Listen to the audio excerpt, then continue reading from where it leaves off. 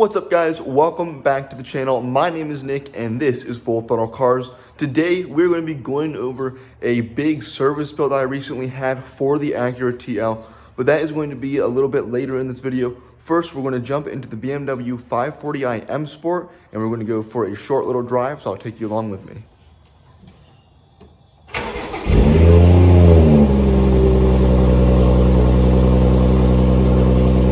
One really cool thing that I like in a lot of modern, especially luxury cars, is the addition of all this like interior lighting. This is blue and you can change it, which is really neat. I just wanted to point that out, and it's one of my favorite features on some modern cars. All right, guys, so here's a short little pull in the 540i M Sport.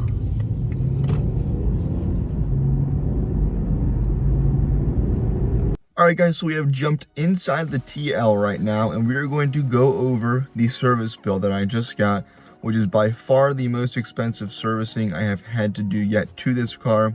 So with that said, I got the paper right here. We'll jump right into it. All right, guys, so the first item on this list we're going to talk about has to do with the error codes that I had been getting in the past few months. If you've been around the channel for a while, and you might have seen one of those videos where I showed you the error code I was getting and what I thought the problem was.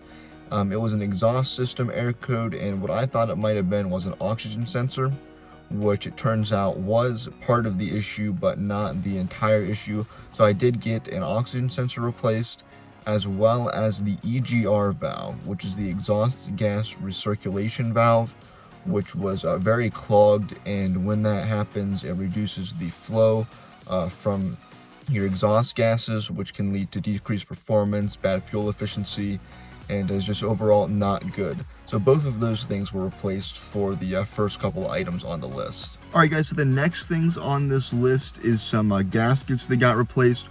One of the main ones was the intake gasket that got replaced. We are getting up into some pretty high miles on this car now, so things are going to start needing replaced. And but fortunately, I've had this car for 3 years now. I think I bought it with about 83,000 miles. I currently have just over 105,000 on it.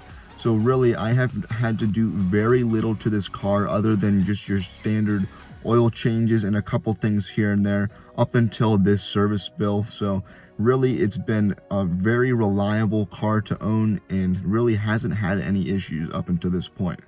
Before I jump any further into this video, if you guys enjoy this kind of content, let me know down in the comment section. Give us a thumbs up. It helps us out a lot. My goal for this kind of content is to give you guys an inside look at the cost of ownership for this TL Type S, in case you guys are looking to purchase one and want to know what it's going to be like to own the car. And I have now owned it for nearly 3 years, so I think I have a pretty good idea, and want to give you guys my insights and what I think about it, so that way it can help you if you're looking to purchase one. All right, guys, so just a couple of the final items off of this list. I did get a typical oil change, as well as my car was due for a transmission fluid change. So I had both of those done as well as just a general inspection to see if there was anything else that needed to be replaced.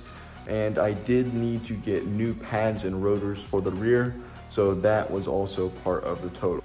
All right, guys, so all in, that was just around $1,000 for parts and labor on that stuff. Now, going back, I have owned this car for almost 3 years now, for about 23 or 22,000 miles, and I have hardly had to put anything into this car other than regular oil changes. I did have to replace the throttle position sensor, or the accelerator pedal position sensor. I had to do that, I think, within about the first year that I had the car. So other than that, this is really the only major servicing I've had to do. Fortunately, I did look around when I'm buying this and got one that had already had the timing belt and water pump replaced, because that's another $1,000 service just for those two things. So really, this has been a very reliable car and very pretty cheap to own car as well. For about 23,000 miles in 3 years, only putting maybe at most about $2,000 into it with oil changes and tires. I did have to put new tires on it as well. But really, for if you break it down, $2,000 over 3 years is really not a whole lot. So this has been a very reliable and not very expensive car to own for these 3 years. All right, guys, I hope you guys enjoyed this video and learned something. My goal for these kind of videos is to let you guys know some of the ownership costs that I have had in case you are looking into purchasing one of these cars for yourself, because I know whenever I'm looking to buy a new car, or when I look to buy this car, I wanted to know what it's going to cost to own it. Is it going to be expensive to maintain? Will it be breaking constantly? How reliable is it? So I hope this gives you some kind of inside look on an ownership cost for this kind of car. And again, my opinion on this is it is a great car for around $10,000. I really do not see a better car that you can get for the money. So if you guys enjoyed this video, be sure to go down, drop a like and subscribe, share the channel, and I'll see you in the next video.